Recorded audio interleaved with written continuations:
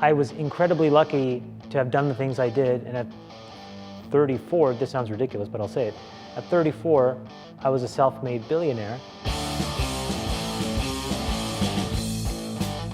Hello and welcome, ladies and gentlemen, to another edition of the Poker Central Podcast, episode 165. I'm back in the office studio, joined by my favorite friend and my favorite coworker, Brent Hanks. If I am already thinking about just ending it, if I have to hear that intro again, I can't imagine how tortured the listeners must feel.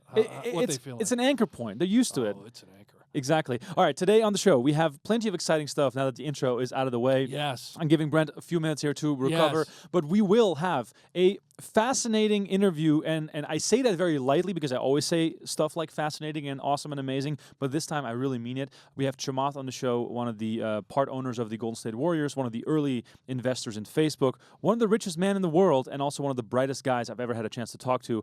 Brent Hanks's head was exploding live on television when we had him on the show doing the interview. Didn't understand a single thing he was talking about. It was incredible. No idea. So we have an interview with him on the show, as well as the always lovely Maria Ho also on the show, because it was Hellmuth's home game this week, and the only person we don't have on the show is Mr. Phil Hellmuth himself. That obviously was something that was way hard to make happen. But also, we dive into the upcoming shows on PokerGO. We look forward at the Poker Masters, and we have a new set of Poker Central Power Rankings. So, Brent, all in all, this might be one of our most compelling shows in recent memory. Very excited. I can't wait to. You mentioned Phil Hellmuth. I know we don't have an interview about him. I know. However, the one-chip challenge. Oh my God! I can't wait to roll that footage later in the show. That was my favorite part of Poker After Dark. Man, we have so much going on this show. Let's first go to the studio where Brent and I broke down the upcoming action on PokerGO, as well as a breakdown of the home game. Breakdown. The home Go game. ahead, give it to me. The home game action inside. Breakdown. Are you okay, Brent? Take it through the night. Do we have copyright on this? Is this allowed? I mean, maybe his singing Breakdown. is poor enough for no one to notice. But let's go to the studio where Brent and I talked about Hellmuth's home game.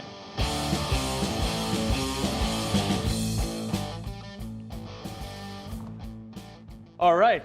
Didn't see you over there, but we are here to break down the action from Poker After Dark. Hellmuth's home game last night. Yeah. Boy, did we have fun, but I think the players in there had even more fun.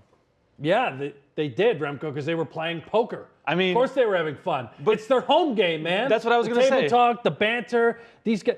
Here's the way I looked at it too. Okay, scale of 1 to 10. Yeah. All the nonsense, the trash talk.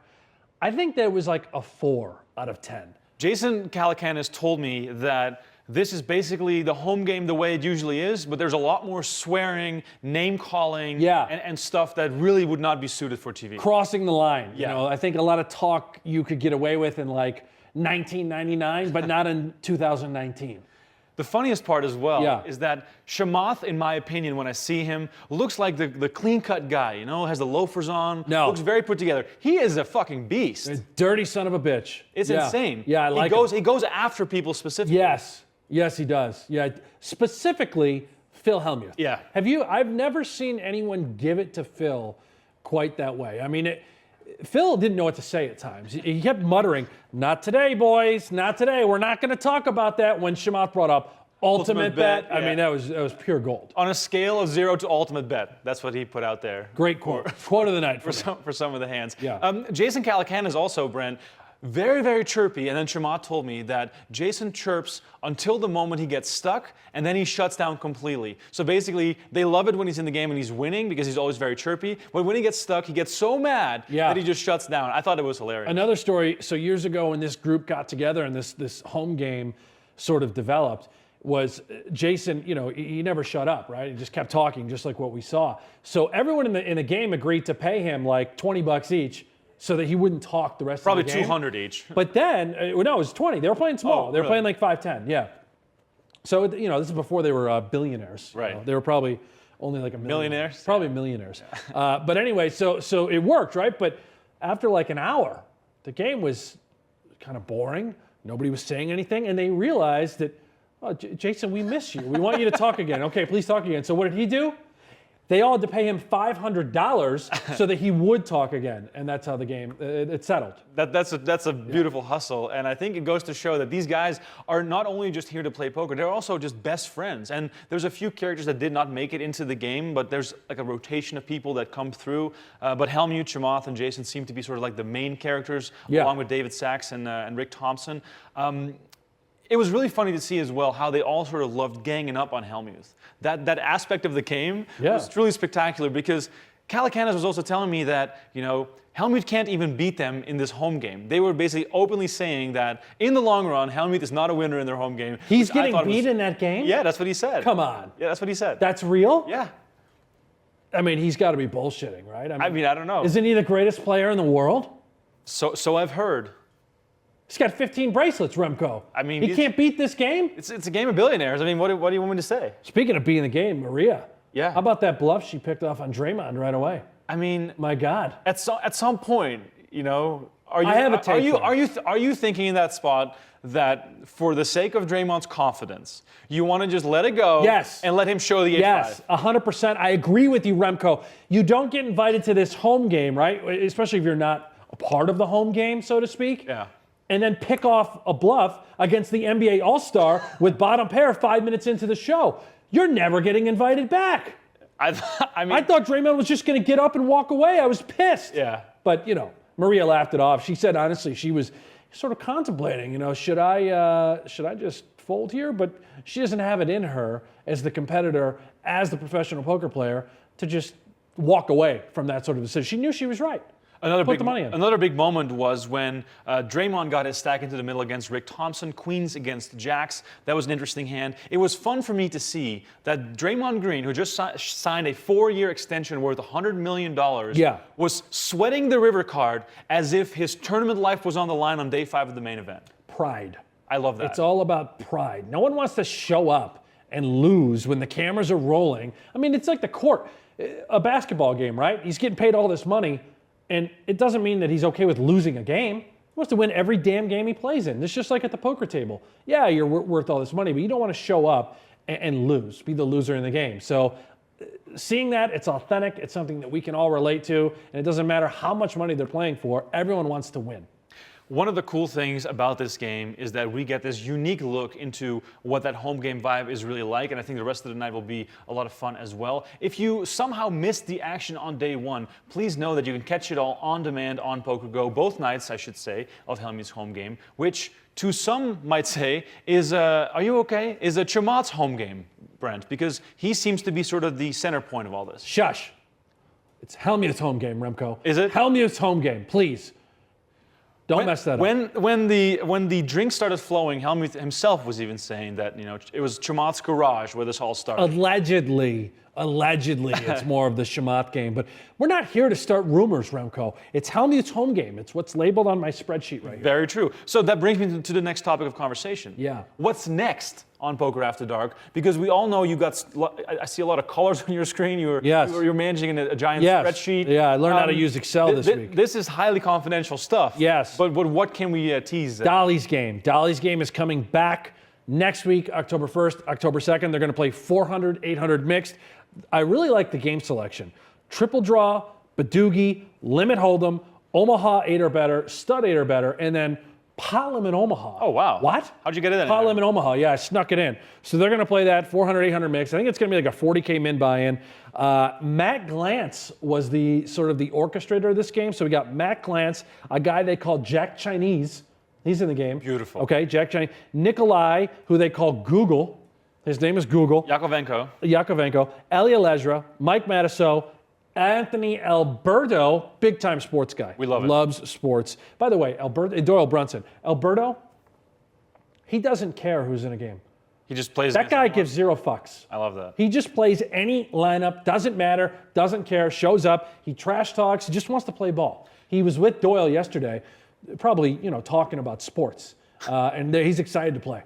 One of the things you have to check out on PokerGo is the podcast we did with Anthony Alberto. Just search for Anthony Alberto on PokerGo and you get to watch the entire interview Brent and I did as we basically ambushed him at his home and had a really exciting conversation about his travels, his dog, his high-stakes lifestyle. Met his fiance. In fact, I drank her alcohol. The in the Trulies? fridge, the Trulies. Yes, thank you very much, Alyssa. Appreciate it. I owe you one. 20. Yeah, you know what I didn't mention? We have an alternate for the game. His name is Ryan Miller, not the former goaltender for the Buffalo Sabres, a.k.a. Little Shit. That's what they call him out in the poker streets. His name is Little Shit. Yeah. Isn't it funny how mixed games always tend to have all these nicknames, while the no limit hold'em games seem to sort of be just like, the boring guys playing cards? Yeah, I love it. I mean, that's what happens. You let these guys bring in their games. This is going to be sort of a home game for Matt Glantz and company. These guys all play with each other, which means we're going to have tremendous table talk, great banter, a lot of needling. That's what I'm looking forward to. One of the things about Dolly's game that really intrigues me is the game selection and what the right balance is to make it exciting to watch. Because we saw, no limit single draw, which, on the surface is a fun game. This is triple draw. No, what I'm getting at is that we saw that on Dolly's game, and I found that game not as compelling as I had sort of thought it would be. But then now you have a blend of games that I think we've never had in this order or in this kind of rotation. Like, what's the sort of the method behind the madness? I don't know. I think it's just the games that they all wanted to play. They wanted to play another version called Super Stud, but we can't build that out. I guess the graphics are all sort of wacky, and it would take 3 years to figure it out. Yeah. But anyway, so that's Dolly's game, October 1st, October 2nd. It's back. I'm genuinely excited for that. I know I'm usually a hater on the mixed game sort of stuff. You are. This one I'm excited for. Wow. Yeah, because they're all characters, man. I mean, there's a guy named Jack Chinese, Google, and Little Shit. I mean, that's great. Let's stick on this page here. Right. Coming up also October 8th and 9th. Poker After Dark is back. This is very special. Jason Somerville, Ricky Guan, Jamie Kerstetter, Johnny Vibes. Those are 4 that have committed. It's going to be Run It Up week. Wow. Before those guys all head up to Reno for Run It Up Reno, they're going to come here and play on Poker After Dark. We're working on a little treat for the fans. The game's going to be smaller than usual. They're going to play 10 and a quarter, 3K max buy-in. Or sorry, min buy-in. Min buy-in. 3K min buy-in. Yeah. It's almost the same as the 100, 200 game. Yes. Yeah, exactly. Yeah. So I'm really curious to see how that lineup shakes out. I got a couple of the fun players, I guess, if you will, that are on the fence that may or may not be committing. But all these guys, I mean, Vibes, Ricky, Jason, they're putting out all these vlogs. They're doing live stream, the Twitch stuff, all the stuff I'm not familiar with. I was going to say, are you a vlog guy now? Not a vlog guy. Did you not research a vlog this? Guy. No. Do you know who these people no, are? I don't know. I know who Jason is. Give me a Jason Somerville story, because I know you and him probably go way back. You probably played a lot against each other back in the day, and I think it's easy. It's easy to forget for people that are a fan of the 2019 Jason Somerville that this guy has been a crusher for so many years. Okay, so Jason Somerville's story. Well, I can tell you this. Jason Somerville actually started Run It Up back in the day during Ultimate Poker. That was the first online site that launched in Nevada. Right. And I was there and I played him on stream on Ultimate Poker, which was pretty cool. So that's kind of my first little Jason Somerville story. So we'll get more from him on Poker After Dark. That's going to be a good time. Final thing here that I want to tackle, Brent, the Poker Masters. Yeah, Poker Masters, yeah. We should really give the fans a little bit of what they can expect there of the Poker A little Masters. taste of the Poker Masters, Look if you who will. we have here. Wait, we have a guest coming in? We have a guest on the We're show. going to have to get our guest mic'd up, Remko. We need to get a chair. Yeah. All right, we'll be right back. We're going to get Chamath here on the show and talk about Hellmuth's home game. Stay tuned for much more. All right, we are now joined by Chamath, who was probably my favorite character on Hellmuth's home game last night. I have never seen someone give Phil Hellmuth such a rubdown that he was visibly upset. That I have not done. A rubdown? Shakedown, whatever you want to call Shakedown, it. This is what happens when you bring Remko in. He gets these things But mixed in up. general, though, the way you attacked him verbally was just a sight to behold. Is this Savagery. Is this just normal for you, everyday stuff? Very normal. I mean, it's actually a lot tamer because we actually put into the group chat hey, let's not really go crazy. I mean, you have to understand, and I told you this before, but that game is as much for us emotional venting as it is anything else. And so once a week, everybody just piles up all their frustration during the week and just lets it loose on each other. He gets an enormous share of our general frustration with the world. Scale of 1 to 10, where would you say that fit in as far as how much verbal assault was happening? It was probably a 4 or 5. I mean, Good read. sometimes when you, that game can get actually very politically incorrect on purpose. Yeah. Which is actually also healthy for a lot of us because we live in these very tightly constrained bubbles.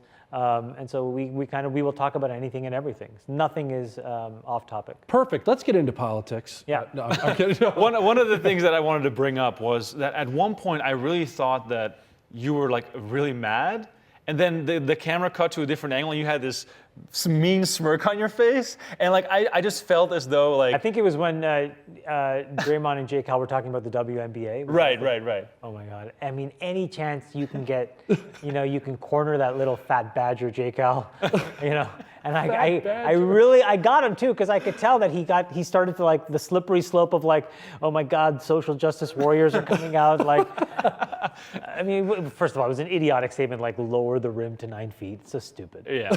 So he deserved to get trapped. Oh, that's so good. One of the things that But I trapped him. I really did. you really did. One of the things you told me yesterday is that when Jay Cal starts losing, he gets really, really quiet. You need him to be small winner. I mean, big winner, he's insufferable. Small winner is perfect because he's chirpy. Just sitting there having a good time, chirp, chirp, chirp, chirp, chirp, chirp, chirp, making fun, doing this thing. The one thing that we can't do here because we don't play music, but we do this thing called needling karaoke, where it's usually me and or Jason, and you'll take a really famous song, and while it's playing over it, you just like in real time, like you're just ad-libbing all these ridiculous lyrics, and you pick a person and you make fun of them. So all of that stuff is a sort of like happens, like the peak of all of that is happening when Jay Cal is small winner. Give me your last example of that. I need to know the song. Can you set that situation up for me? You know what's great for like the needle karaoke are like 80s pop songs. Okay, yeah. So like you take like Aha or like a Duran Duran Yes. song or Bon Jovi. Super easy lyrics, meaningless lyrics. You can redirect them at somebody. You can make fun of Hellmuth's schmedium shirt or his inability to really win against large fields, and you can kind of make all kinds of fun. Does he wear the jersey a lot when he plays in the home game? I mean, he wears it. Well, He shows off for you, right? Is that what he's doing? He wears it to basketball games, which is deeply embarrassing. Disturbing. In public. Disturbing. It really is. Who's the best singer of the whole crowd when you guys get going? Or is it only you and Jay Cal? Me and Jay Cal, we can kind of like ad-lib the best of it. But see, the thing is, like, I will let Jay Cal finish his needle karaoke. Sometimes when I go after Jason, he jumps in because he gets really tilted. I mean, I'm telling you, he's a sensitive little guy, that one.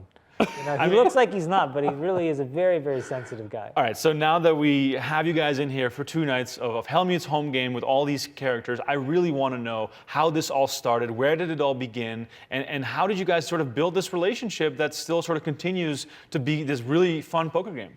Yeah, it started, almost a decade ago.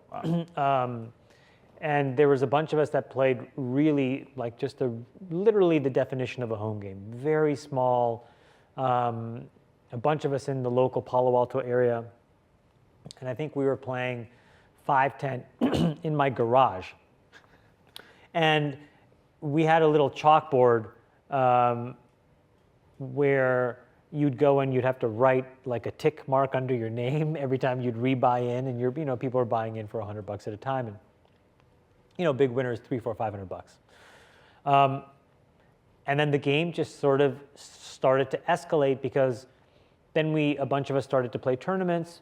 And then, the more hands you get and then the more interested you are in the theory of the game, the better you're getting.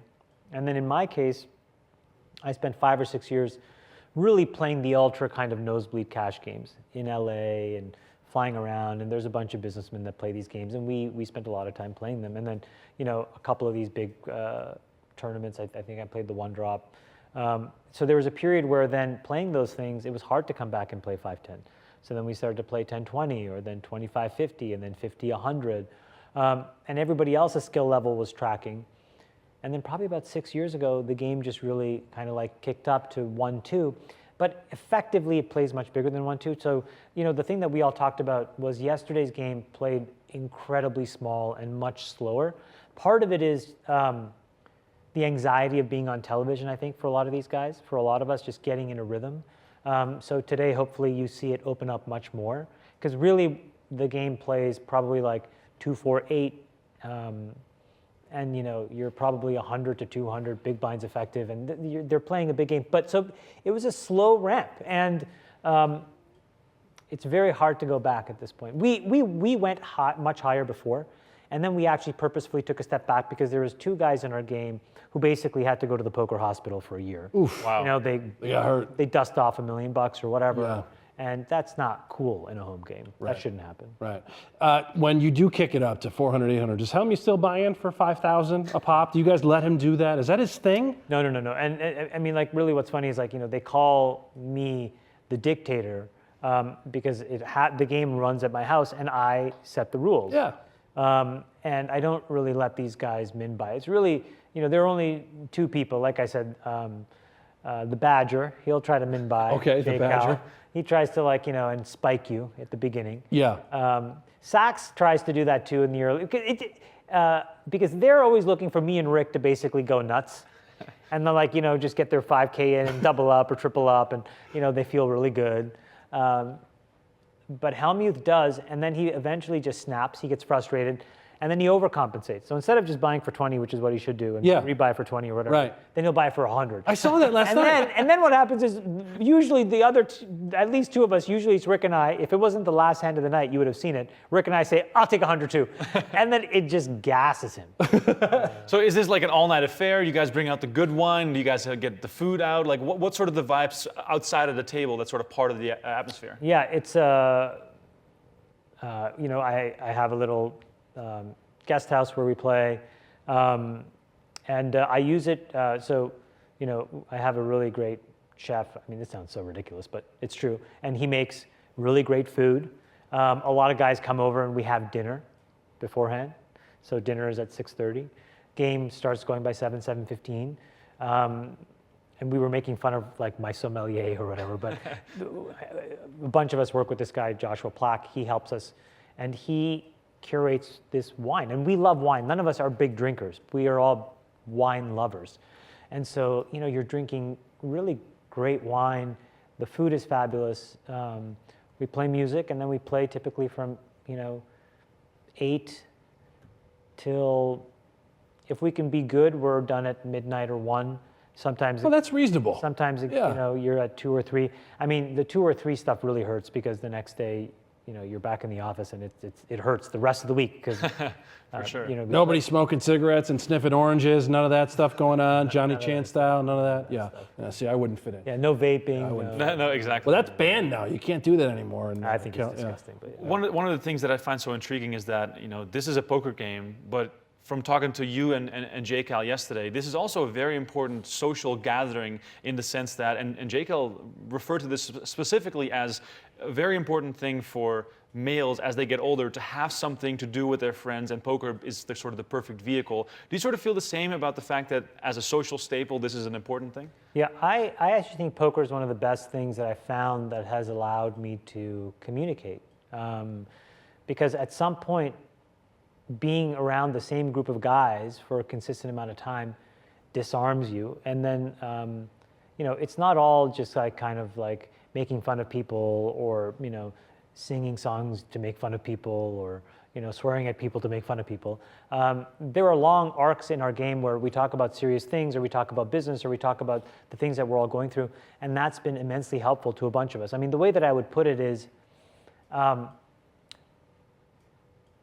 in 2019, it's pretty clear that however you define success, you can find people that will make your success feel inadequate, unless you define it from within yourself, right? Meaning, I was telling somebody, like, I was incredibly lucky to have done the things I did, and at 34, this sounds ridiculous, but I'll say it, at 34, I was a self-made billionaire. And I was depressed because I looked at the 5 guys who had done it before me and I thought, I'm not as good as them. Now that's ridiculous. It took me a long time to realize money and happiness aren't correlated. But those guys helped me figure that out. You know, there are athletes in the game that have transitioned and retired, right? And they would think that all of their value was tied to their ability to put the ball in the basket or something else. And then you realize, actually, he's an integral part of the game because he's just an incredible human being. I'm talking about David Lee, who was one of the original people. And so we've all gone through these life-changing moments and an emotional growth where we've become happier with ourselves. It would not have happened had the game not existed in the same way. Wow. And it's really important because the rest of your life, you're getting bombarded with all these reasons to feel shitty about your own life. It's very deep, and I think a lot of people will resonate with that. And Yeah. I mean, I helped build a lot of, unfortunately, the tools that maybe amplify those feelings. So I personally take this topic very, very seriously. So that game has become sacrosanct because for me, it's an anchor around my mental health. You know, it's an anchor around me being able to be vulnerable and honest and communicate with people that I trust about things that are going on in my life. And that's been a godsend. And you know, not everybody is as communicative as everybody else, but everybody feels a kinship. And so what it allows them to do is, even if it's one-on-one later or, you know, in those situations, unpack what they're going through. And we all need it to feel okay with ourselves and be happy. Because otherwise, all the external definitions of how you should be happy take over, and you will invariably feel unhappy. Nothing is ever enough unless you find a group of people that make you feel like it's okay. For people that might not have a home game with trusted friends that they can sort of fall back on and bounce things off of, whether that's business or personal, for people that sort of are searching in that way, do you have advice for them to get on a path? It's actually the thing that I've spent the last 10 years building really interesting technology companies and investing in really interesting technology companies. And then the 10 years before that, I was strictly building. And I've helped build a lot of really useful products for the internet. 5 of the top 10 or 15 products of all time. So I have a decent intuition about this. The last 2 years, I've principally been focused on allocating my mind share to solving this exact problem. Like our parents' generation had things like church. You can scoff, but they had it. They had these social conventions that brought people together where they could be vulnerable, and they could make themselves feel okay with their choices, make themselves feel understood, make themselves know that they're not alone. These are simple building blocks of how humans need to feel okay with themselves. Sort of a sense of community? Yeah. And then all of that has been ripped apart. And social media has basically lit a fuse under that idea. So that's gone. Some people have professional organizations like YPO. I have a poker game with 10 to 12 guys that I use as an emotional crutch to frankly help myself feel understood. But I've actually been building something that I think can give a lot of people that solution. And at the core of it is this idea of just being able to find people where you don't feel judged, where you feel like you're part of a community, where you feel understood. And it seems corny, but it's actually kind of like some of the most simple value you can give to another human being. Wow. I want to ask all these questions about what this is that's being built, but I'm like 2 I'm weeks afraid away we won't from get the launching it. answers. No, I'm literally 2 weeks away from launching it. But That's exciting. It's really exciting. So early October, it'll be out in the wild, and I'm really excited about it because it basically is productizing my path and productizing a lot of my friends' paths through this process of finding happiness. So, how does that translate to a poker player that's watching this? It's like, well, maybe you realize at some point like you're a mid-stakes player and you're never going to basically be ripping it in these, high rollers. And there's a part of you which can basically make you think like, okay, well, you are kind of like just a complete failure. But then if you have a balanced life with people around you and you have, things you love and people that love you, and you make a decent living and you can do all the things you need to do, you fucking won. And the thing is, nobody's willing to tell you that, because you'll turn on Instagram or you'll turn on something else and you'll feel like I'm a loser. You'll read something in 2 + 2 and it's like I'm a loser. And that's utterly unnecessary. All of those cycles are totally unnecessary in life. I'm really excited to see what this is, and I'm sure we'll hear much more about it. One final question before I let you go, because we're about to get back underway here. I would really like to know, what are some of the strongest parallels you see between playing poker and doing your everyday job as it pertains to investing and everything else you do, and the consulting along with that? Because I feel as though there are probably parallels, but it's probably much easier for you to explain that. I mean, look, I had my advisory board meeting yesterday before I flew here. That's like the quarterly meeting I do with all the people that I've invested alongside in my funds. And what's incredible is the story on paper is so much simpler than the real story. The story on paper is like, wow, you've invested, $1 billion plus, you've made 3 or 4 billion, there's another 3 or 4 billion to be made, you've generated 35% a year, top decile of all funds in ever. But what people don't know is in order to do it, I've also had to lose $1 billion effective, $2 billion effective. And so how does it not completely incapacitate you when you lose that much money? Now, I didn't lose it in one deal, but I've lost all kinds of amounts of quantum of money, 5s and 10s and 100s, and all kinds of things. And you have to go back to, was my process right? Was my thinking roughly right? The outcome was shit, but the things that I could control was my decisions, my emotions. And in that, it is exactly the same as poker. There's a lot of spots like yesterday where, like there was a hand, I don't know if you guys can remember this hand, but there was a hand where basically Rick bluffed the river with 8 high. And I almost folded, or I was about to fold. And then I stopped, and then I almost called him off with 10 high. I didn't make the call, but I went back to my process and I was like, all right, and I thought it's just so thin here. Like, it's basically like 8 times out of 10, he's even got a mid pair and he beats me. He's just bluffing with that. And I don't have enough chips to really get him off the hand. But that's exactly the way that I think about, hey, this business, needs another $50 million. What do I do? Well, what's my expected value here? Like, what are the outcomes? Have I thought properly about the first 50 that I put in? How do I think about? It's all the same. It's all the same.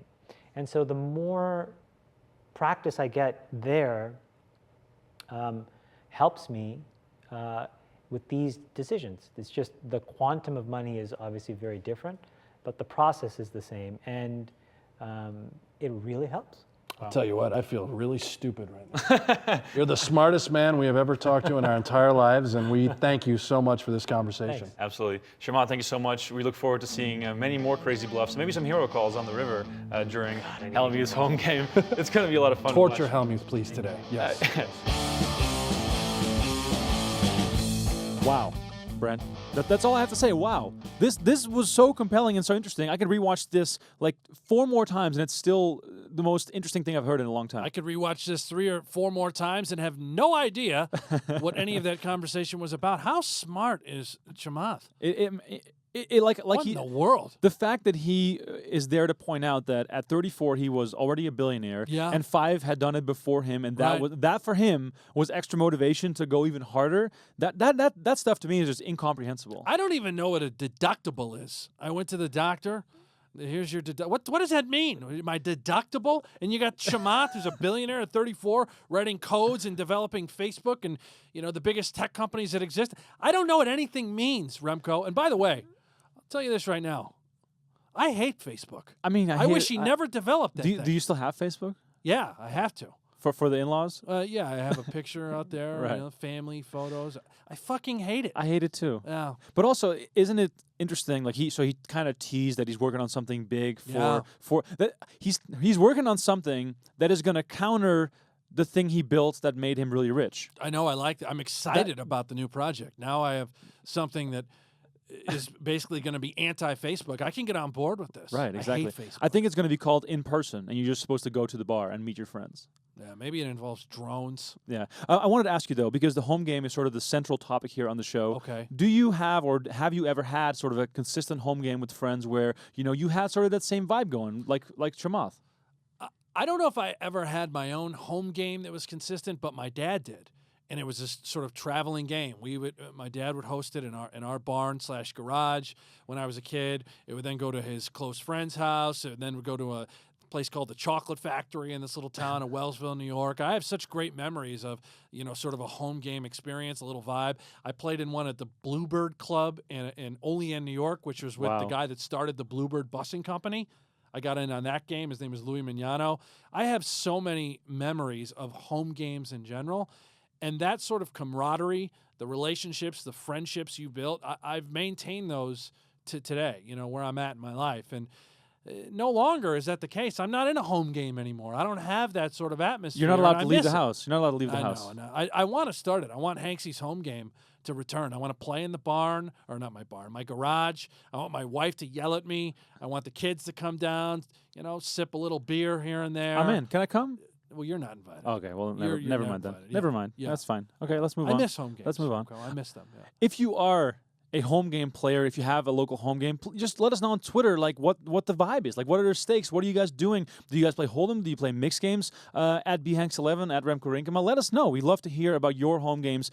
Obviously, the big theme here on Poker After Dark, but I think, it's something that everyone does and everyone has, no matter how big the stakes or how small the stakes. Home games are what makes poker into a beautiful game. Did you guys have any home games in Siberia? When I first started playing poker, it was a Monday night game. It was a €20 rebuy. Yeah. And I would ride my bike for an hour, rain or shine. I would ride my bike for an hour. Somehow cycling had to get involved with this. Of course. Of course. I had let's say €60 to play for. It was a €20 rebuy. I would bust one bullet, Yeah. and then I would be contemplating, do I rebuy or do I save my €40 for the cash game after? Okay. And I was 16, 17, 18 years old. So usually I would not rebuy the tournament, and I would Yeah. sit down with my €40 in this 50-cent €1 game, so I had 40 bigs. Okay. And if those were gone, back on the bike, back home. Back on your bike. And for On the- your bike. for the first 2 years that I played poker, that was what I did. I played that home game with those guys, and Peter de Korver, later winner of EPT Grand Final, was one of the guys in that game. Okay. The Knife. What's his name? I don't know. Does he have a nickname? I'm going to call him the Knife. The Knife? Yeah.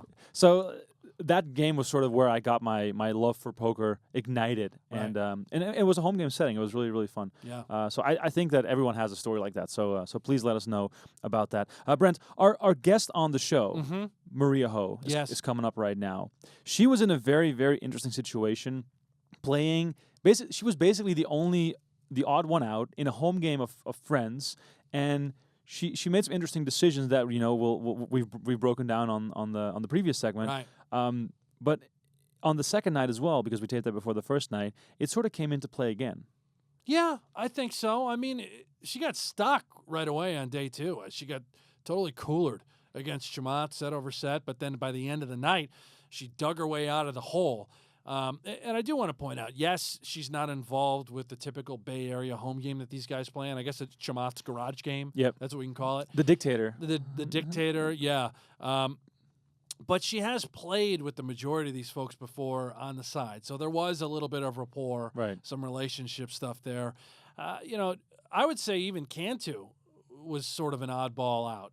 Maybe he has played in that game before if he came up with Phil or whoever, but it was an interesting dynamic. And I would say by the end of day two, even by the end of day one, she fit right in with that group. Right. She was needling. She bluffed Phil, showed it. Everyone went crazy. Table erupted. Phil was pissed off. She fit with that bunch. Yeah, it was really great to see her in action with these guys that all know each other so well, and her fitting in, like you said. Let's cue up this interview right now as we spoke to Maria Ho about Hellmuth's home game, and this was taped prior to action getting underway on day one. So there's definitely a lot of expectations as well and anticipation. So let's have a look. We are excited now to be joined by Maria Ho here on Poker After Dark. Such a pleasure to have you here for Hellmuth's home game. Maria's home game, that was almost the name, but still being on Hellmuth's home game must be quite an honor. No, hey, listen, Maria, not with Phil involved, right? Yeah. Come on, yeah. It is always the Phil Hellmuth show, but there's a great cast of characters. You guys watching the show live have already seen some of that action. For the people catching this on demand, know that it's all available on PokerGO. Maria, this lineup, what experience do you have with these people? I've played with Chamath and Jason before, and it was a lot of fun. Sure, they're a little splashy, a little gambly, probably what you would expect, but it was a good atmosphere, so I expect that the rest of the people from Hellmuth's home game will be much of the same. 5K buy-in for the minimum. How do you expect that most folks will come in for 5K? Is that what you're going to be sitting with? No, I think I'm going to be playing a little deeper than 5K, but I understand because, of course, there might be a few people that like to play shallower stacks. Phil Hellmuth, great on the short stack. Maybe this was his idea. It's in his book. It is Hellmuth's It's a strategy. home game, so, Yeah. Brent, I want to point out something right away. Sure.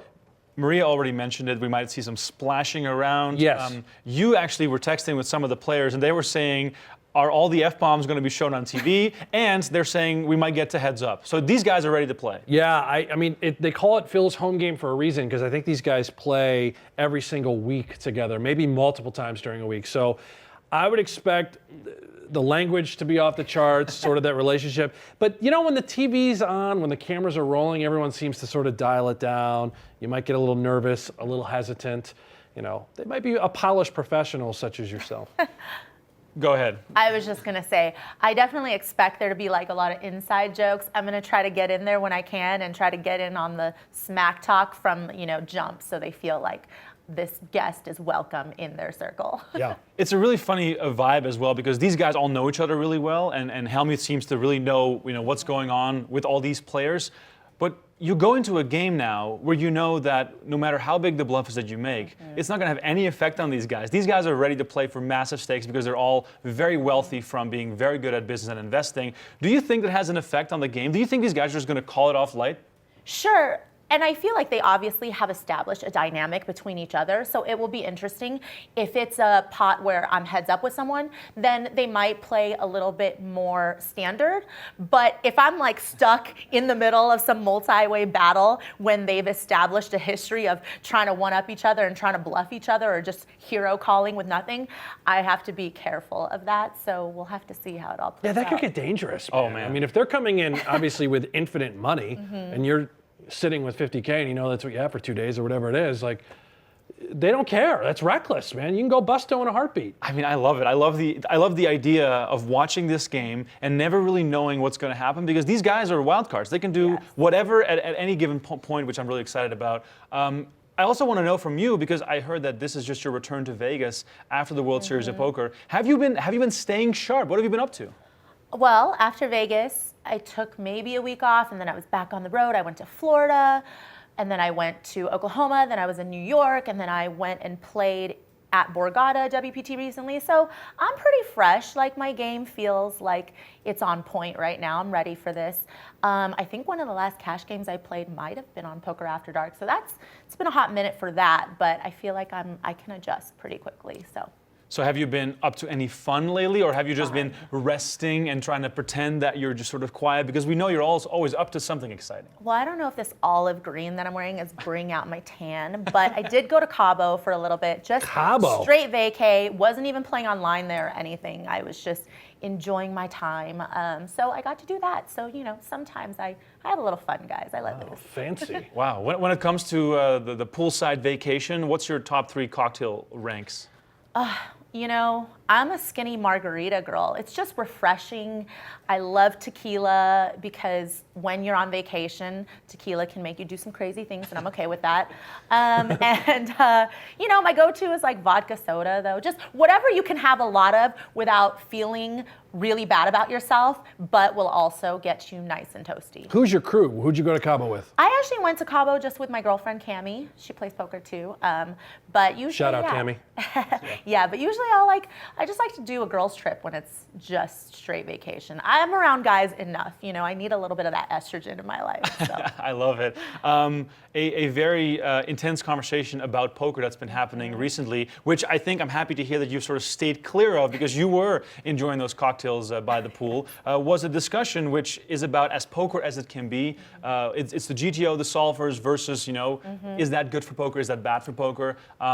First of all, I want to know, have you dove into the solver world? And second of all, do you think it's a good thing for the game that this is out there now? I can definitely see both sides of the coin. And, in the last couple of years, I've definitely gotten more involved in the theory base, in the solvers, trying to, study in a way that I think is giving me the best opportunity to not only keep up with the game, but to be the best player that I can be. So I understand that solvers are important in the sense of it's human nature. If you are going to pursue this as a career or play this game, you want to be the best, and you want to know how to be the best.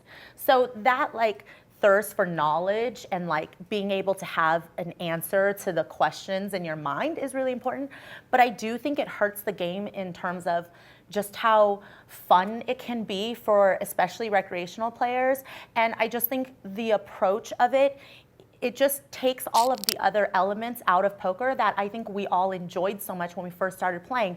It's that psychological aspect. It's that, adversarial aspect with your opponent, being able to, look at your opponent in the eye and like make a read or make them intimidated by the way you look at them, and not because they think you just have like a computer program in your brain. So for that, I feel like it makes it less enjoyable, not only to play, but to watch. But I can't blame people who want to be the best in the world for using them. You can't fault them for wanting to get better and to give themselves the best edge they can have. So you're saying you're a solver? No, I'm definitely not. I feel like I came from a background where I come from a live background. I played, pre-online era. And so even the way that I learned the game was obviously very different. So now I just like to have both tools at my disposal. But especially when I'm playing live, I just want to remember what attracted me to this game in the first place. And that isn't this solver-based mentality all the time. I think too, this when you lump someone in as a solver or GTO, that's just a bad rap. That doesn't make a lot of sense. It seems unfair if it comes with a negative connotation to it. Does that make sense? We see that online. That's sort of what Rob Young was getting at. And that's silly. Because really, when you get down to it, if you're actually in there solving and in the lab, you're learning to play more aggressive, run more elaborate bluffs, and that's going to be more exciting to watch as a viewer. So maybe the argument isn't solver GTO. Perhaps it just boils down to simply, are you a fun and lively person, a showman at the table? Right. Is that fair? I think it's a great point, and I also want to say, just coming home from the British Poker Open and Super High Rollable London, that final table of Super High Rollable London was the perfect example of players playing at the highest level, putting on an entertaining show, not only by being fun people to look at and to watch because they were very chatty, but also their play was very entertaining. And I think these guys are sort of recognized worldwide as some of the best in the world. Chitwick, Vogelsang, Mikita, those guys, Ali, those are all guys who study the solvers. But they also put on a performance that is just so compelling to watch that I don't give a damn how they got the knowledge, but the way they play is so exciting. And then to tie into that, I want to hear your opinion on this. The one hand that Stephen Chitwick played, Sam Greenwood said on Twitter that he ran the numbers and he said that was definitely not GTO. So that is also sort of an example of GTO, not being the be-all, end-all, because there's still ways to mix in the exploitative. Is that sort of how you look at it as well? Yeah, I mean, I think that the best players in the world will have to deviate from GTO, and especially in the high roller circle, they play against each other all of the time. So they definitely have built up that history so that they can make these plays that are just exploits. And I mean, you guys just both bring up really good points. It's about making sure that those players that are playing at the highest level have that hybrid of being an amazing poker player, but also knowing how to be entertaining. And I think the format of whatever tournament or cash game you're playing has a lot to do with that. Having shot clocks, making sure that there's some type of dress code that prevents them from covering up completely. I think that does make it more entertaining for viewers. So I think the onus is on kind of the people that run the tournaments to also have the kind of environment that is conducive to this being the type of poker that we want to see and that we want to play. Absolutely. Brent, real quick to go back to the Chitwick hand. Yeah. When you were watching and doing commentary in the moment, did you right away think like, oh, this can never be GTO because of the way the hand played out? Was that something you could understand, or it goes way above my head and you are obviously at a much higher level? How did you interpret that? I knew that if he was going to attempt a river bluff there, that it was going to be above the rim. And I don't know if that's solver based. I don't know. Sam Greenwood said it. He ran the numbers. He did all the stuff. He sat in the lab and punched in all the codes. It clearly wasn't solver based. Steven that was exploitative. And he went with his gut. He went with his read. And Chitwick, man, he gives off nothing. He doesn't move. He's just a statue there at the table. He's so intimidating to play against. He reminds me of, I said it a lot, he reminds me of sort of like a modern day Ivy, just the way that he looks at you and intimidates you in a hand. But no, man, I'm still blown away by that hand. It's remarkable. You guys got to go check it out. It's out there on social media on PokerGO. Find Stephen Chitwick, find this hand. The shit was crazy. Maria, one final thing on this. I know you're studying a lot. I know you've been working on your game. You had some great results this year. But I want to know, how often do you pick up on a live tell? Because that's my assumption for this Chitwick-Vogelsang hand, that Chitwick had some sort of inclination that there was something about Vogelsang that made him play the hand the way he did. how often do you find yourself in those positions, and do you sort of play enough with the same people to sort of confirm certain things? Yeah, so I would say that maybe, very rarely do I feel like I have a live tell that's so reliable that I'm willing to go with that. But I do feel like I actually have a much stronger sense of a live tell when it comes to playing against recreational players, which is nice because I'm always playing against different players of that player pool. So I don't have to have played with someone for a long time or for a lot of hands to be able to feel good about my read on them. Whereas actually I have a little bit more trouble with the pros that I do actually get to play against quite often with feeling like it's a reliable tell. So I don't usually use that as much when I'm playing against them. But I mean, I definitely used it a lot during the World Series. I feel like that's the perfect place to do it because you are against players who aren't as comfortable with knowing how to mask their tells or knowing how to maybe misguide you in their tell and have you misinterpret what they're attempting to give off. So. Funny you bring up the World Series of Poker. They've been in the news the last couple of days with the Rio being sold, but the World Series of Poker remains to be played out at the Rio for at least the next 2 years. The Rio is going to basically be the host as you've always known it, and then there's potentially a third year involved. They have an option to keep renting the property. So from the sounds of it, they're not going to demolish this thing for at least a couple of years, even though at the beginning of this year, it sounded like it might have become a train station or a baseball stadium or whatever. But the Rio is going to stay in its place. The World Series of Poker is going to stay there as well. Maria, your memories of this place, obviously there's probably going to be good ones and bad ones. But in general, do you think that the home of the World Series of Poker should remain as the Rio? Or do you think it would be good to maybe explore a new venue? Yeah, so my first year at the series was in 2005, which was, not that long after they moved it. And so, yeah, I'm ready for a change of scenery. And I think it's been at the Rio long enough. I feel like how big the World Series of Poker has grown, I think it's just kind of outgrown that space. And I feel like players every year just seem to have more and more reasons to maybe dislike that environment. So I say let's just keep upping the ante with that and move it somewhere else, especially now that it is sold, and just give players, breathe some new life into this brand and into, what I think people still get really excited about, but having a change of venue would probably just, take things over the top. So. The cool thing for me about the Rio and the World Series of Poker being there is that even though 2005 was the first year they did it at the Rio and they brought the final table back to Binion's of the main event, or I want to say the final 3 tables of the main event, there is now already the nostalgic feeling about the Rio, which is kind of cool. Like the Amazon Room really has this name that people would love to play in the Amazon Room, and the mothership and the stage there. It all has this sort of feeling about it. Do you think if they end up moving eventually, it's going to be hard to sort of get used to a new environment because we've gotten so used to the Rio? No, I think it'd be exciting for players. I think I'm ready to have an unfamiliar territory that I'm playing in and have to figure out, where things are. And then also when I come in there, yes, I might miss the fact of like walking down the halls of the Rio feels a certain way, but I also just think that it will add this kind of fresh element to something that after a while, I don't want to say it gets old because it's the World Series of Poker after all, but yeah, I think we can use a little bit of pizzazz. I miss the Rio. I don't want it to go anywhere. You would. Great. Hal, the bartender. They better take Hal with them. Yeah. Take a few of the people that have worked there that we love and over the years. I'm scared of change. Neil Farrell will really miss Hal for sure. Oh my God, I don't you've never left the country, so any No. change for you is obviously very hard. I love the Rio. That's why I love cargo shorts. You won your bracelet there too. I'm never changing. Exactly. Yeah. I wasn't counting on you changing at all. But Brent, one of the things that we might see as a result of this purchase by this fancy giant investment firm from New York City is a little bit of a tidbit that you discovered about who's involved in this. Yeah, the guy's name, he's part owner of this company, Michael Fascitelli. I'm probably saying that wrong. But he's part owner of the Milwaukee Bucks, and rumors are swirling that there's an NBA committee trying to relocate the NBA here in Las Vegas. Yeah, so that could be something that we really have to look forward to. Vegas is booming when it comes to sports franchises, but let's stay with the NBA here for a second because I know you spend most of your time in LA. Can we then assume that you are a Lakers fan? Yes, and I'm glad that you know that I'm not a bandwagon person to jump on the Clippers because now they're really good.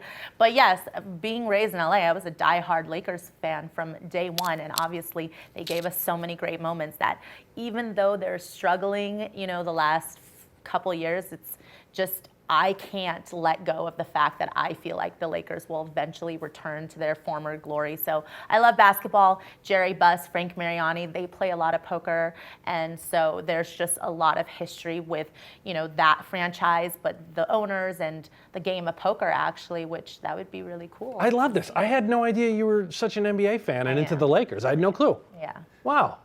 I mean, why don't we talk more about this? I'm just surprised you haven't mansplained what NBA stands for. I don't even know what it stands for. Yeah. Who's your favorite Laker? Like of all time. Okay. I don't know. This is going to be so cliche, right? It's so cliche, but I have to just say Kobe. Because people love to hate him, so it kind of makes me love him more because I'm a Laker fan. And also, I just think he's done tremendous things for the game and for our city. So, I mean, it's... I don't think that's cliche. Cute. I bet most people would know. Magic Johnson. Oh, he's cute. Oh, okay. Oh, there we go. Now He's Italian, I think. Yeah, he's a real Renaissance man. Guys. Exactly. Yeah, it comes out. Yeah. So then, if Las Vegas were to get an NBA team with you spending so much time here in the city, and this is sort of maybe like a second home, would you be tempted to become a fan of the Las Vegas Bucks? Yeah, I mean, yes, I spent a lot of time in Vegas, and I love, the Golden Knights. I've gone to a lot of other sports games here now in Vegas, so I do see myself maybe being like a fringe Vegas Bucks fan, but I don't know. It doesn't have like quite the same ring to it. It's not the Bucks. But it would be like, right, like we would need to. It'll be the Las Vegas Pelicans. The Pelicans? Yeah, the Pelicans. Yeah, a lot of Pelicans here in the desert. Brent, on that note, the NBA, of course, a hot topic. Season's about to get underway. Yes. But Phil Hellmuth is putting some stuff out there, Brent, that makes me believe that we might have a special player amidst ourselves here in the studio. It looks like it's been narrowed down to LeBron James, Kevin Hart, Draymond Green, and I believe Tiger Woods is in the discussion for playing in this game, and it's Dre. It's got to be Draymond. Yeah, they play in this home game. I've heard stories all about it. David Lee was originally on the roster to come out and play, Golden State Warrior. Any experience with Draymond Green? Have you played poker with any of these guys? No, but I know that, they have this charity event up north that Phil's hosted before for the Warriors, and I know that he plays poker. I was asked actually last year to host it in place of Phil because he wasn't available, but I didn't. That would have probably been my best chance to play against him. But, I feel like I'm going to be able to figure him out pretty quickly because I think out of these players, he probably has the least amount of experience. So I'm coming after you. Wow. Dre. Oh, all right, yeah. Shots fired here. Strong words, battle words from Maria Ho. Thank you so much for joining us. All right, and that was Maria Ho inside the PokerGo studio for Hellmuth's home game on Poker After Dark. I've mentioned it a few times already, but if you have missed any of this exciting action, it is well worth a rewatch on PokerGo. So go to PokerGo.com right now, find it under the Event Replays tab, and dive straight into the action. Did we get a net worth in the entire table combined? I would set the line at like $4.5 billion. I think I'd take the over. Over. I'd take the over $4.5 billion. If Chamath is 3. Well, that's the thing, though. Chamath was also saying that in order wins to and losses, win one, or like, what did he say? He said he lost he invests $1 billion a year that he loses, but then he'll print another 2 or 3. He's it's so God damn. It's so bizarre. I just want like $100. How do we get Chamath to play the Poker Masters? I don't know. I'll text him. Can we get a cash game going that's big enough for him to be tempted? I want him to play Super High Roller Bowl. Right. He didn't he play the first ever one? No, I don't think so. Well, he played the big one for one drop. He played the big one for one drop. Right. He did not play the 500K Super High Roller Bowl. It's tough because these events, and we're going to get into the Poker Masters, but it's a long series, the Poker Masters, 4th through the 13th. Yep. If you're going to come out and play, you're Chamath, you've got meetings all the time, right? How do you clear your whole schedule for 9 days? Basically worth of events, Remko. I mean, I can't even free that much time up. Exactly. But the Poker Masters is up and coming. November 4th is when it starts. Yeah. Runs through the 14th with new events starting every single day. Right. Every single event is a 2-day event. So if you are watching this and you want to play, these events are all 2 days. They're the buy-in starting at 10K, then we're going up to 25K, then we're going to 50K, and there's the main event of 100K at the end. There's the purple jacket up for grabs and a $100,000 cash prize for the player who gets the most High Roller of the Year points over the duration of the Poker Masters. Oh, my God. You know what? I'm going to call it right now. Aliam Shurovich is going back-to-back. Wow. I like that The actually. Phenom, he's going back-to-back. He wants 2 purple jackets in that closet. I think that it's going to be a 3-horse race once again. Him, David Peters, and Steven Chitwick. Oh, you got Stevie in there. He's going to play every event. Stevie came really close, and I think Yeah. he's basically a favorite in every event he plays. How about Jake the Snake, man? Schindler. Wow. Where's he been lately? He's got to come knocking on the door. Him, Soverell, those guys are going to play every single one of these events. Do you think that with a pot limit Omaha, a short deck, an 8-game, and a big bet event, do you think that's going to shake up the ranks in a way that some of these players that might not otherwise are now going to be tempted to play the 25K or the 50K because they have a shot at 100K first prize? Maybe. Are you saying would other people that typically not play no limit events come out and play these events now if they're in contention? Yeah, like if they won big bet or if they won the the the 8-game? a good example, Jorrit Van Hoof, a former main event finalist, God, finished you third in the always main like event. to bring in one of these foreign Dutch people. I have to. I mean, he's the only one that I know 100% that he's going to be here. Let's say he wins the Omaha and then he wins the big bet.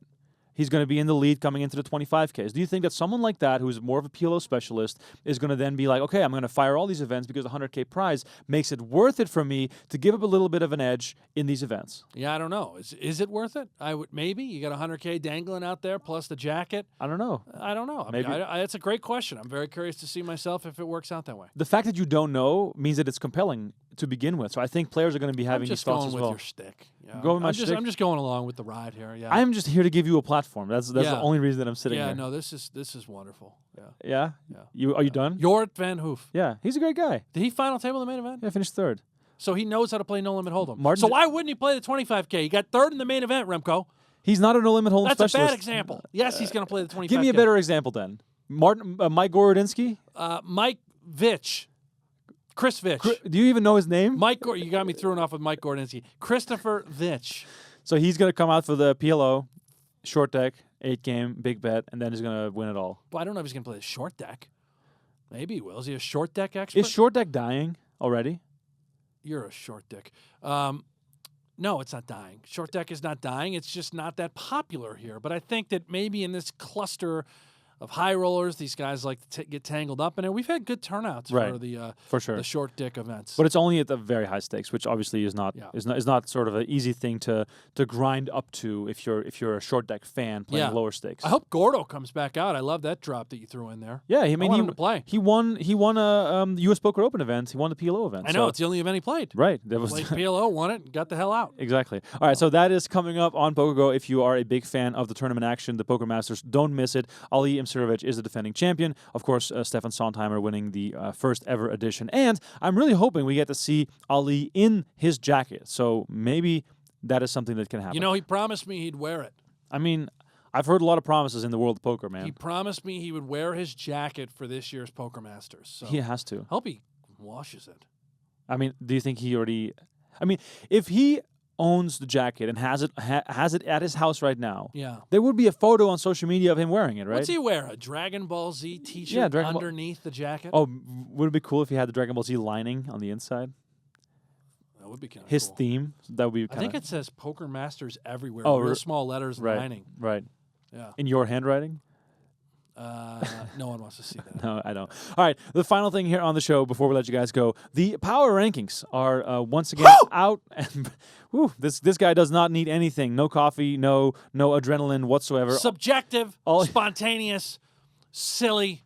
I love the power rankings. I really do. And so many people hate them. I fucking love the power rankings. I mean, you might be the only one left who loves them. But let's do it like we always do. Start at 10. Let's do it. Make our way to the top. Yeah. And I mean, I've seen the list. I'm gonna need some explanations for some of these names because right. I have some gripes here. Okay. I need to blow it up because my vision is so bad. Number 10, Bryn Kenny. How is Bryn Kenny still in the rankings, Remko?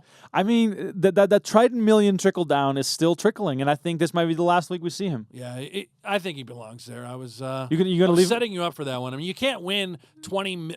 How much? 24 million on the year, I think, in earnings. but maybe more. Maybe in more than that 24 range, million. I mean, that you're going to be ranked. I think he's like auto 10th at worst. And then whenever he plays an event, he's going to move up the ladder. He's badass. He's got the swag.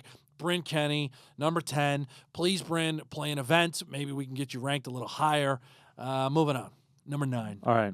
I love this guy. Barstool Smitty making his debut, baby. Take a look at this video, Remko. I'm going to roll these things. I think it is. Let's dance. We got a race. Poppin'. Pop, pop, pop, pop, pop. Ah! Don't re-raise your balls off and think you can rest them on my face, pal. Holy.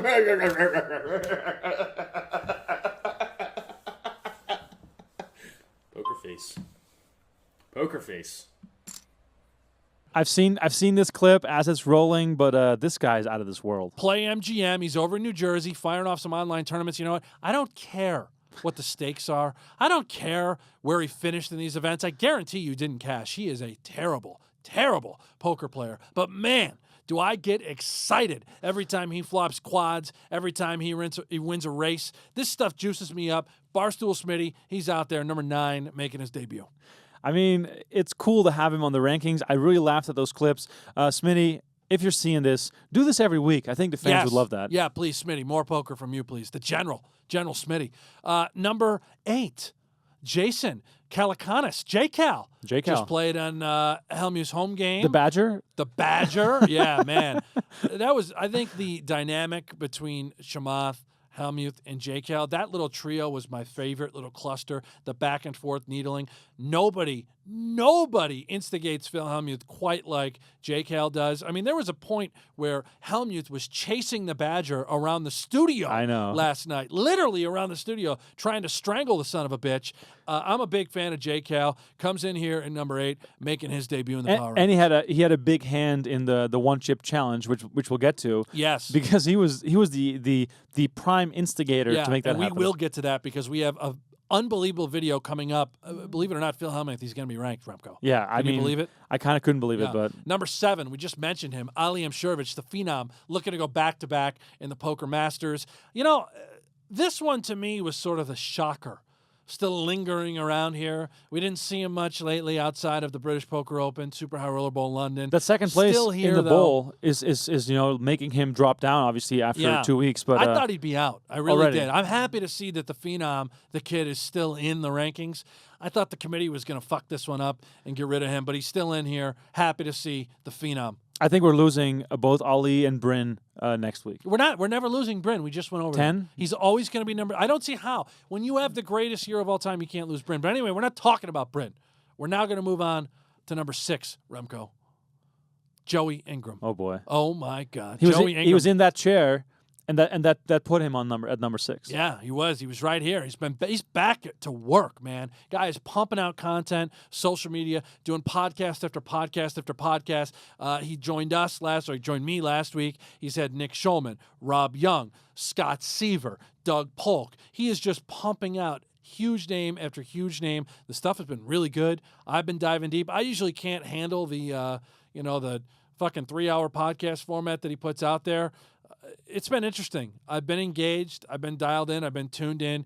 Joey Ingram, he's back to work. I love seeing it. By the way, if he stops doing these videos, he has to jump out of an airplane. What? Yeah, he has to jump out of an airplane. He and Doug Polk have a prop bet going on. If one of them doesn't live up to their expectation or whatever that goal that was set, Ingram has to jump out of an airplane. Wow. Yeah, so you can bet your ass that he's going to keep making content. Or maybe he does want to do a little airplane diving. That's content as well. Yeah, it is content.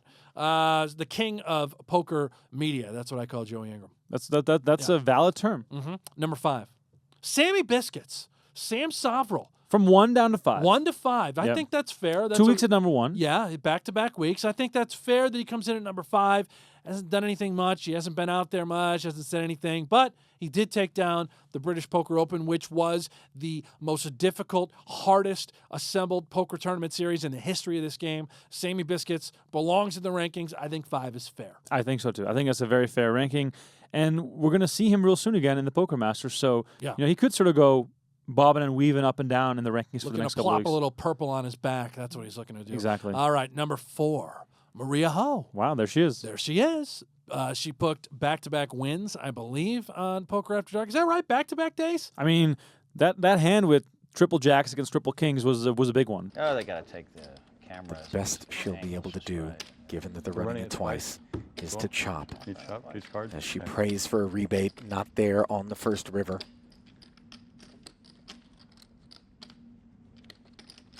Wow. Definitely the two hands of the night. Oh, yeah. Nice hand. How much Not is there on the second river either. 52-4? 52-4, right? Did she come back all the way from that? Yeah, she came back. She pulled a comeback. She ended up booking a winner at the end of the night. I think she which booked is two. remarkable. I think she booked 2 wins. She then. did back-to-back wins. We didn't care about the stats. We don't care about the figures. What I do care about is she stacked Draymond Green on day one, calling with bottom pair. Yep. That hand went relatively viral. Right. It ended up on Barstool Sports. Stuffed Draymond in a locker with that call. I think that was the title of that article. And frankly, I don't think you're allowed to do that to Draymond. You can't do that. Nobody sticks Draymond in a locker at the poker table. Maria did it. Not the answer I wanted to hear. Is All right. their summer This is a camp. very, very Taking all your call, but I'm employees going to call you. 3 days in upstate New York. And There we Maria go. picks Show your him off with King Deuce. Wow, Maria called him with a duck. That brought her up here to number 4 in the power rankings. I love it. I mean, that hand is honestly a beautiful thing to watch. But when you consider all the outside factors, Yeah. it has there's so much more intrigue going on Can't there. do that. You can't make that call. You're not allowed to do it. Not in this home game. It's got to crazy. fold. You Yeah. shouldn't have it in her. Yeah. Too competitive. Number 3. There, Speaking of Draymond, there he is. there he is. Number 3, Draymond Green. My God, NBA All-Star, the $100 million man. He now comes in top 3 in the power rankings. Look at this guy. Can you believe it? He showed up. He actually played, Remko. I didn't think there was a chance in hell he was going to play. I gotta tell this story because so Brent Hanks makes these lineups and he works with Phil Hellmuth and you know it's all smooth, it's all figured out.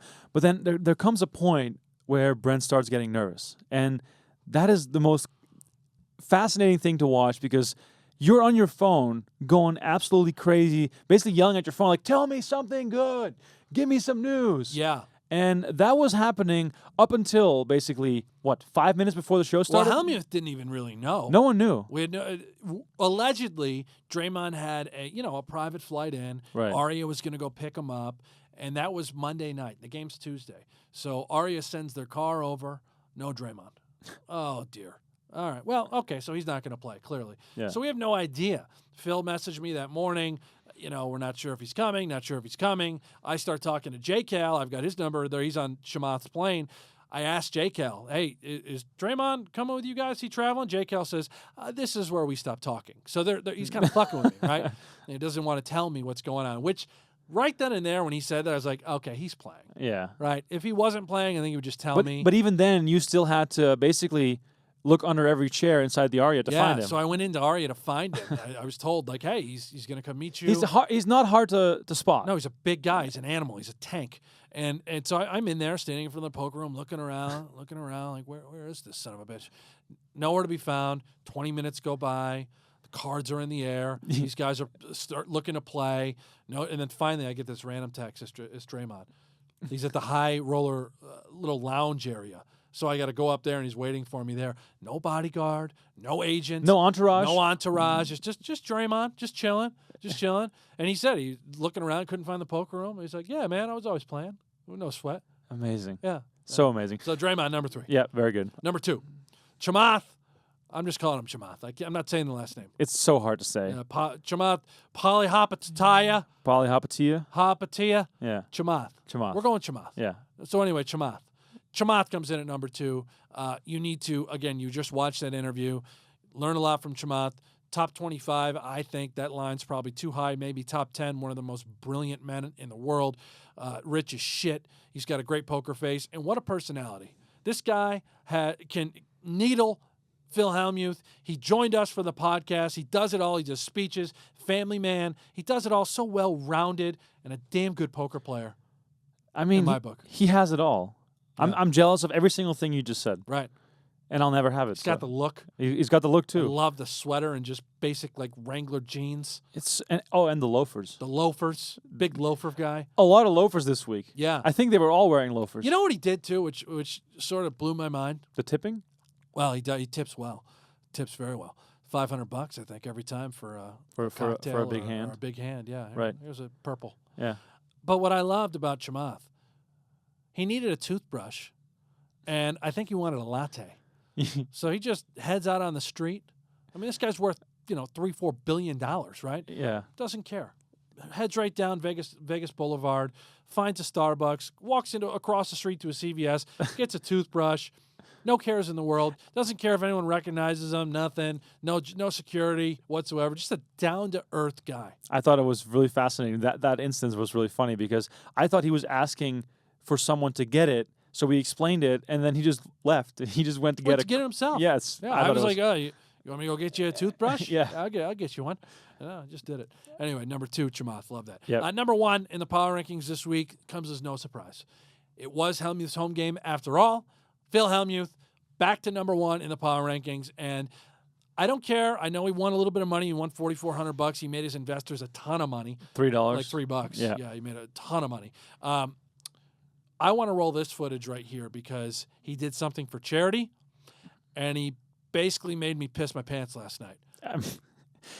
Tears were rolling down his face. Tears were not only rolling down my face, laughing. Tears were rolling down his face. Let's roll the footage. Let's watch Phil Hellmuth do the one-chip challenge. I'm going to do this, and then I'm going to do the Kimosabi Mezcal shot. Kimosabi Mezcal. Here we go. On Poker After Dark. Oh, God. All in, all of it, all of it. Come on now. Don't drink it yet. Don't swallow, don't swallow. Come on, Phil. Look at me, Phil. Look at me, Phil. Look. It's okay, Phil. Just hold it for 10 more seconds. 9, 8. 8 is 7. Wait, you have to swallow it. Let's see. 5. Let's see. 4. Make sure it's all goes 3, down. It's all got to go down. 1. Phil, are you okay? How do you feel, Phil? How do you feel? Look at me, Phil. Tell me, talk to me. How are you okay, Phil? Should we call an ambulance? I mean, Amazing. this is just insane. It's just ridiculous. How about J. Cal following around with that little phone, needling him? My favorite Oh, my line was, oh my God, what's more uncomfortable, the way you feel from this chip or that tight Warriors jersey on your body? Amazing. Or when Phil said, this is really hurting my stomach, and then he just basically put the phone and filmed the stomach. Like, that's a lot of stomach to hurt. Oh yeah, big gut there. You know what you don't do? Here's what you don't do. When you do the one-chip challenge, right, which is the hottest chip out there. You know what you don't do, Remko? You don't rip mezcal on top. You don't do shots. Phil Hellmuth is ripping shots after he eats the hottest chip on the planet. And I think I saw him also rub his eyes with the hand that he was holding the chip with. Oh yeah, how about the little crumb left over at the end? The cameras came right in this close. Yeah. Get a little leftovers right here, a little dessert for later. Burning a hole in his fucking my God. body. And then he turns up later, an hour later after he does this thing, he's over at Catch having dinner with Doug Polk. That was the weirdest thing. That man. does it for me right there. That was the weirdest number thing. 1 in the power rankings. The whole thing. I don't care how well or how poorly he played poker. The one-chip challenge that did it for me. You're number 1, automatic, done deal. All right. Well, that wraps up the podcast for this week. If you are not yet a subscriber of PokerGO, please do so. Use the promo code podcast for an additional $10 off the annual subscription. We'll be back next week with much more shenanigans as Dolly's game is getting underway with 2 nights of action, as we already discussed earlier on the show. And I'm going to probably kill a mallard after this podcast is done. For Brent Hanks, I'm Remko and Brent. Thanks for watching. Thanks for listening. And we'll catch you guys next week.